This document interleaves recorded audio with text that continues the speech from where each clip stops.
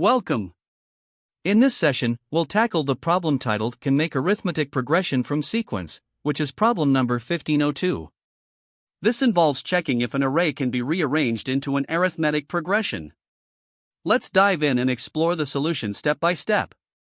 In this problem, you're given an array of integers, and the goal is to determine if the array can be rearranged to form an arithmetic progression.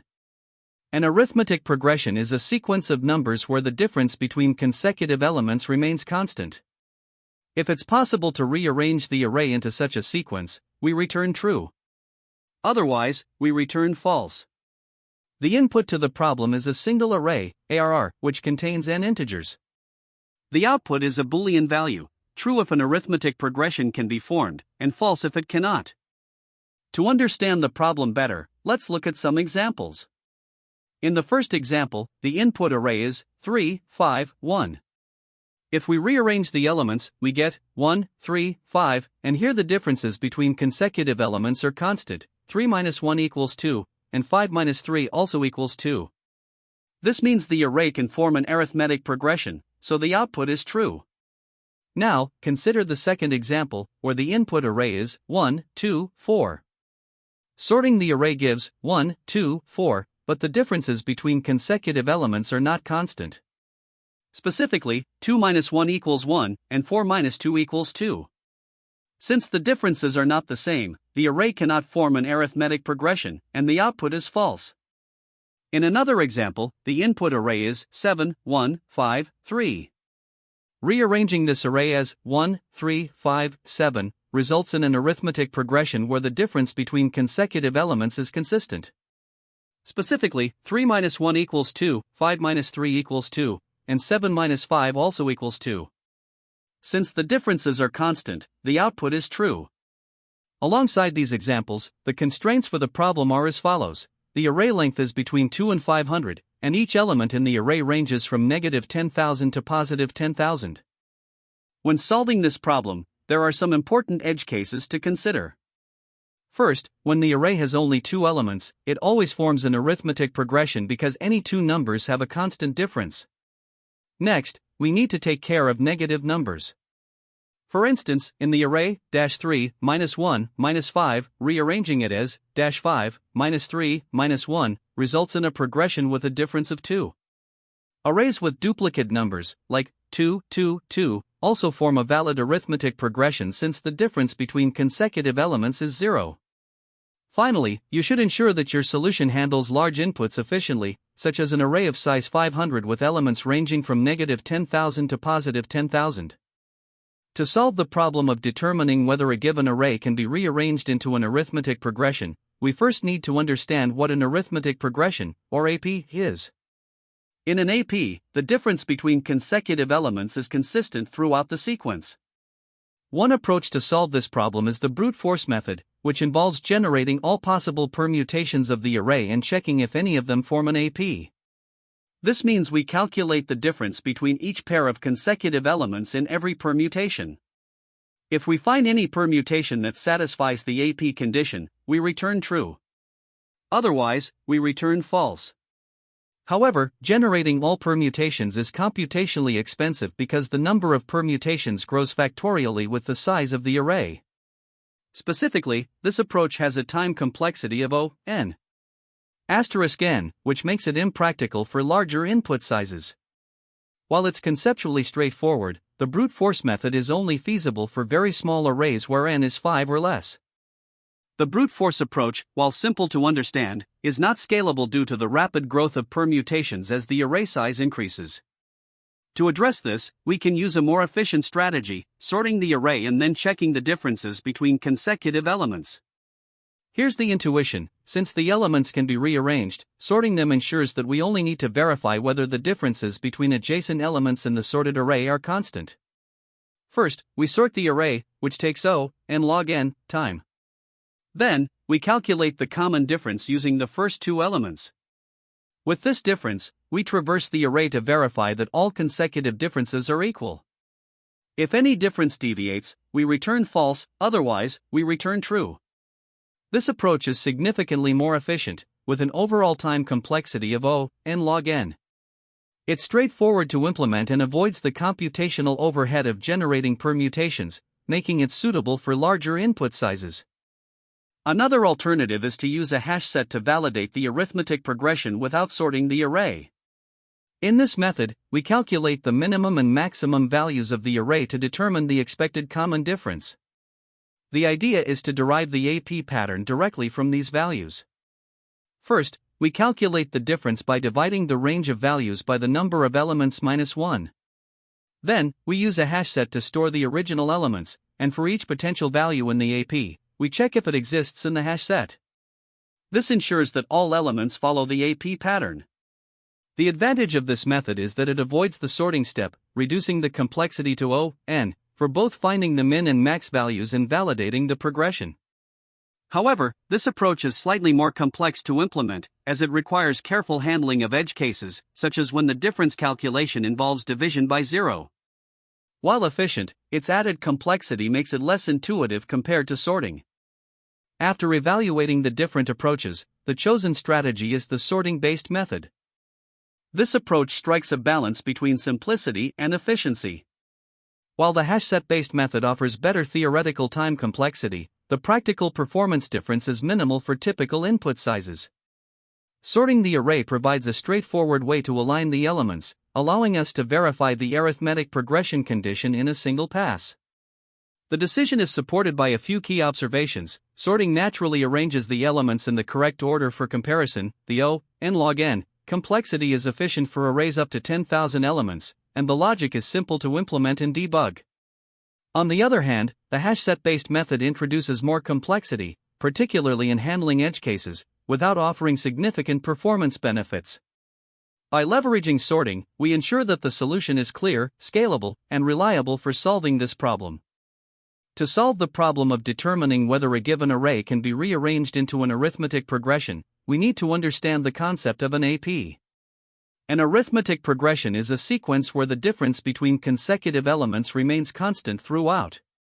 For example, in the sequence 3, 6, 9, 12, the difference between each pair of consecutive numbers is 3, making it an AP. The key idea in our approach is to sort the array first, which allows us to easily verify whether the sequence forms an AP. We start by handling basic edge cases. If the array has fewer than 2 elements, it is trivially an AP since there are no consecutive elements to compare. For instance, if the input array is 5, we immediately return true because it satisfies the condition. Next, we sort the input array to arrange the elements in ascending order. This step is crucial because it positions the numbers in the correct sequence to check for the constant difference. For example, if the input is 3, 9, 6, sorting rearranges it to 3, 6, 9, which lays the foundation for further checks. Now that the array is sorted, we proceed to calculate the common difference, which is a hallmark of an arithmetic progression. This difference, denoted as D, is simply the difference between the first 2 elements in the sorted array. For instance, if the sorted array is 3, 6, 9, the common difference is calculated as 6 to 3, which equals 3. Once we have the common difference, the next step is to verify that this difference is consistent across all consecutive elements in the array. To do this, we iterate through the sorted array, checking whether the difference between each pair of adjacent elements matches the calculated value of D. If, for example, in 3, 6, 9, we check if 6 minus 3 equals 3 and if 9 minus 6 equals 3. If at any point the difference does not match, we can conclude that the array cannot form an AP and return false. If all differences are consistent, we return true, confirming that the array can indeed be rearranged into an arithmetic progression. This approach is both efficient and intuitive, thanks to some key insights. First, sorting the array simplifies the problem by ensuring that we only need to check consecutive elements for the common difference. This eliminates the need to consider all possible permutations of the array, which would be computationally expensive. Instead, sorting and checking consecutive elements provide a direct and efficient solution. Additionally, the common difference is a sufficient condition for verifying an AP because, by definition, all consecutive pairs in an AP must share the same difference. From a data structure's perspective, the algorithm operates directly on the input array, using it for sorting and iteration without requiring any additional data structures. In terms of complexity, the sorting step dominates with a time complexity of O, n log n, while the iteration through the array is linear, O, n. Therefore, the overall time complexity is O, n log n. For space complexity, if the sorting is done in place, the algorithm requires only O1 extra space. Otherwise, if a new array is created during sorting, it takes O, n space. This balance of simplicity and efficiency makes the algorithm well suited for the problem. Let's walk through a couple of examples to solidify our understanding. Consider the input array 9, 3, 6. The first step is to sort the array, which gives 3, 6, 9. Next, we calculate the common difference as 6 to 3, which equals 3. Then, we check the differences between consecutive elements. Here, 6 minus 3 is 3, and 9 to 6 is also 3. Since all differences match the common difference, we return true, indicating that the array can be rearranged into an arithmetic progression. Now, take the input 1, 2, 4. Sorting gives 1, 2, 4. The common difference is calculated as 2 to 1, which equals 1. Checking consecutive differences, we find that 2 minus 1 is 1, but 4 minus 2 equals 2, which does not match the common difference.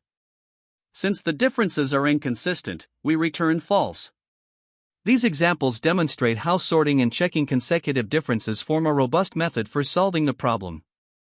This solution determines whether a given array can be rearranged to form an arithmetic progression. Here's the step-by-step explanation. 1. Sorting the array. The first step is to sort the input array.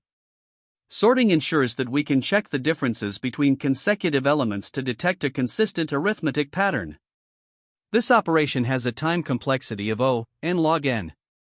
2. Calculating the common difference. Once the array is sorted, we calculate the difference between the first two elements. This difference, called diff, represents the step size of the potential arithmetic progression. 3. Iterating through the array. Using a for loop starting from the third element, we compare the difference between each pair of consecutive elements. If any difference deviates from the calculated diff, the array cannot form an arithmetic progression, and the function returns false immediately. For returning true, if all differences are consistent, the function concludes that the array can indeed be rearranged into an arithmetic progression, and it returns true. This implementation handles edge cases, such as arrays with fewer than 3 elements, which will automatically pass the loop check, and arrays containing duplicate values. The approach is efficient due to the use of sorting and a single traversal of the array, leading to an overall time complexity of O, n log n. This is the Java implementation for LeetCode problem number 1502. The logic mirrors the Python solution. The array is sorted, and the difference between consecutive elements is checked to ensure consistency. Key differences include the use of Java's arrays.sort for sorting and explicit type declarations for variables and method signatures. The solution adheres to Java conventions while maintaining the same functionality as the Python implementation. To solve the problem, we start with a simple example where the input array is 3, 5, 1. The first step is to sort the array so that the elements are in ascending order. Initially, the array is 3, 5, 1, and after sorting, it becomes 1, 3, 5. Next, we calculate the common difference, or the arithmetic progression step, by subtracting the first element in the sorted array from the second element. Here, the difference is 3 to 1, which equals 2. Once we have the common difference, we check if this difference remains consistent across the rest of the array. Specifically, we compare the difference between the second and third elements, which is 5 to 3, and that also equals 2. Since the difference is consistent throughout the array, we can conclude that the sequence forms an arithmetic progression. Therefore, the output for this example is true. Now, let's look at another example where the input array is 1, 2, 4. Just as before, we start by sorting the array. In this case, the array is already sorted as 1, 2, 4. Then, we calculate the common difference using the first two elements. The difference here is 2 to 1, which equals 1. After determining the common difference, we check if this difference holds for the remaining elements. We calculate the difference between the second and third elements, which is 4 to 2, and this equals 2. Since this difference does not match the common difference of 1, the sequence does not satisfy the condition for an arithmetic progression. As a result, the output for this example is false. In this example, the input array consists of identical elements, 7, 7, 7, 7. Sorting the array doesn't change the order, so it remains 7, 7, 7, 7. Next, we calculate the common difference using the first two elements. Since both elements are the same, the difference is 7 to 7, which equals 0. To verify if the sequence is an arithmetic progression, we check the difference between each consecutive pair of elements. For the second and third elements, the difference is 7 to 7, which is 0, and for the third and fourth elements, the difference is again 7 to 7, which is 0. Because all the differences are consistent and equal to 0, the sequence forms an arithmetic progression. Hence, the output for this example is true. From these examples, we can make some key observations about the solution. First, sorting the array ensures that consecutive elements are in the correct order, making it easier to verify the arithmetic progression. Second, the common difference is calculated only once at the beginning, which eliminates redundant computations and simplifies the process. Third, the loop that checks consecutive elements stops as soon as a mismatch is found, making the algorithm efficient. Lastly, special cases, such as arrays where all elements are equal or arrays with fewer than two elements, are handled naturally by this approach. These characteristics make the solution both simple and robust for a variety of input scenarios. To analyze the time complexity of our solution, we can break it down into three main steps. First, we sort the input array using Python's built-in sort method. Sorting an array of length n has a time complexity of O, n log n. Next, we calculate the common difference by subtracting the first element from the second element of the sorted array. This is a straightforward arithmetic operation and takes constant time, or O1. Finally, we iterate through the array starting from the third element, checking if the difference between consecutive elements matches the common difference. Since the loop runs, and 2 times in each comparison is done in O1, this step has a total time complexity of O(n). Together, these steps form the foundation for determining the overall time complexity of the solution. When we combine these steps, the sorting operation, which is O(n log n), is the dominant term, as it grows faster than the linear iteration step O(n) for larger input sizes. Therefore, the overall time complexity of the solution is O(n log n). Now, turning to space complexity, the memory usage of the algorithm is affected by three factors. First, the input array itself takes up O(n) space, as it contains n elements. Second, the sorting process in Python uses timsort, which in the worst case requires an additional O(n) auxiliary space. This temporary space requirement depends on the implementation but is worth noting as part of the analysis. In addition to the input storage and sorting space, the algorithm uses a constant amount of extra memory for variables. Specifically, we have one variable to store the common difference and one for the loop iteration, both of which together require O(1) space. When we combine these factors, the overall space complexity is dominated by the sorting step, leading to a total space complexity of O(n). Now let's consider the best, average, and worst case scenarios. Even in the best case, when the array is already sorted, the sorting operation still takes O(n log n), because the algorithm does not skip this step. The iteration step remains linear, O(n), across all cases. Thus, the time complexity is consistently O(n log n) in the best, average, and worst cases. To highlight the efficiency of our approach, let's compare it with a brute force solution. A brute force method would involve calculating all possible differences between pairs of elements in the array and checking for consistency. This would require two nested loops, resulting in a time complexity of O(n squared). In contrast, our solution achieves a much more efficient O(n log n) complexity by combining sorting with a single traversal. Mathematically, the sorting step dominates the overall complexity because timsort's O(n log n) behavior grows faster than the linear iteration step O(n) as the array size increases. Additionally, the space complexity of O(n) is primarily due to input storage and sorting's auxiliary space. Altogether, this solution is time and space efficient, especially for large inputs, making it a significant improvement over naive approaches. A common mistake when solving this problem is trying to calculate the differences without sorting the array first. Remember, an arithmetic progression relies on having a constant difference between consecutive elements, and this can only be verified if the array is sorted. Skipping this step will lead to incorrect results. Another error is neglecting edge cases. For example, arrays with fewer than 2 elements, like an empty array or an array with just one number, are trivially arithmetic progressions, and your solution needs to explicitly handle these scenarios. Finally, there's the issue of floating point errors. If you use floating point division to calculate the common difference, rounding errors can creep in, leading to inaccurate results. To avoid this, stick to integer arithmetic to maintain precision throughout your calculations. Another pitfall is overcomplicating the solution. Some might use nested loops or additional data structures, but this problem can be solved efficiently with just sorting and a single pass. Over-engineering the solution not only makes it less efficient but also harder to debug. Additionally, incorrect assumptions about the input can cause errors. You cannot assume that the array is already sorted or that it contains unique elements.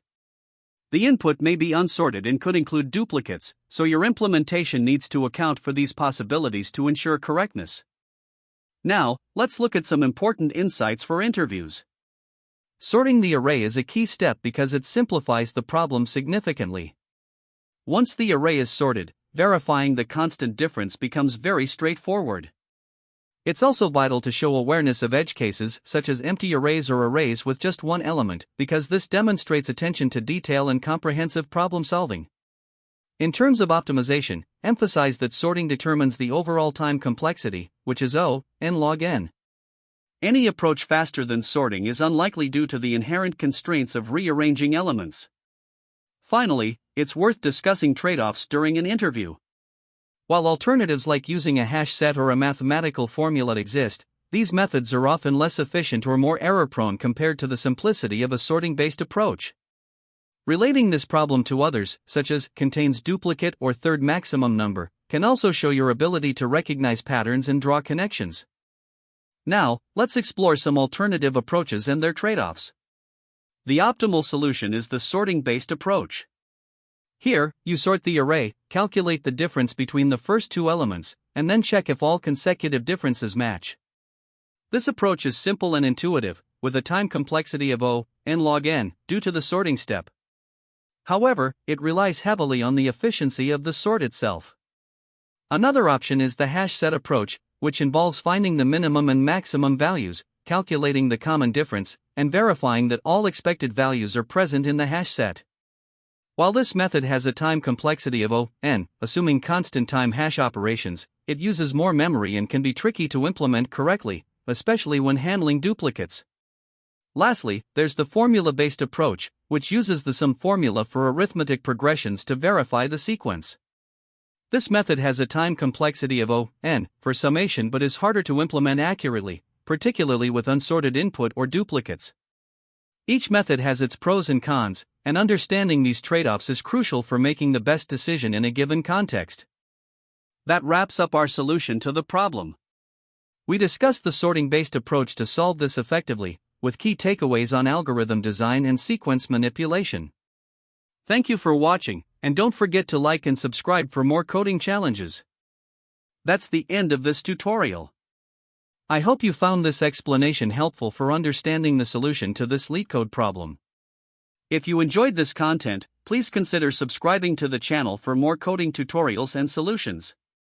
Feel free to leave a like if this video helped you, and don't hesitate to comment with any questions you might have. Thanks for watching, and happy coding!